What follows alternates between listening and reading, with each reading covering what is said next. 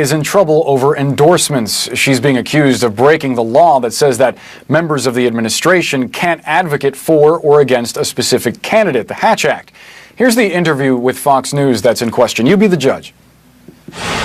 Doug Jones in Alabama, folks, don't be fooled. He'll be a vote against tax cuts. He's weak on crime, weak on borders. He's strong on raising your taxes. He's terrible for property owners. So vote Roy Moore? I'm telling you that we want the votes in the Senate to get this tax bill through. Here's the White House response to the allegation that she violated the Hatch Act. Quote, Ms. Conway did not advocate for or against the election of a candidate and specifically declined to encourage Alabamans to vote a certain way. Joining me from Washington is CNN Justice reporter Laura Jarrett. Laura, happy Thanksgiving. Please help us understand how this came up and take us through both sides of the argument. Well, happy Thanksgiving, Boris. So the former head of the Office of Government Ethics, Walter Schaub, filed a complaint against Kellyanne Conway yesterday, essentially saying she has violated federal law by endorsing a candidate for office. Now, you notice she stopped short of actually endorsing Moore, but she did lay out all the reasons why one might want to vote for Moore, because she's against, of course, the Democratic candidate, Doug Jones. But the White House is pushing back here and saying she didn't do anything wrong. She didn't actually formally endorse Moore, and so she should not be sanctioned.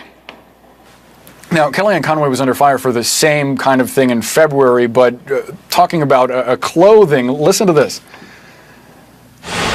Go buy Ivanka's stuff is what I would tell you. I hate shopping. I'm gonna go get some on myself today. It's a wonderful line. I own some of it. I'm gonna give a free commercial here. Go buy it today, everybody. You can find it online.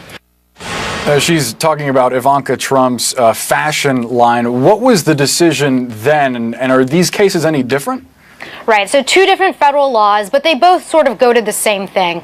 The Hatch Act violation here has to do with endorsing a candidate. In that situation, it was that she was endorsing a product, and the federal ethics laws on the books explicitly say that public employees are not allowed to do that. So, but they're both related to the scope of what a public employee can do in their capacity as an executive branch official.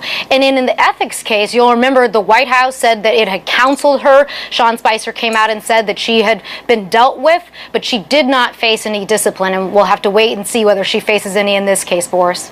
Yeah, we should point out that in terms of enforcing the discipline, if the Hatch Act is violated, that has to come from the president himself. So we'll see if Donald Trump weighs in on this. Laura Jarrett, we have to leave it there. Thank you.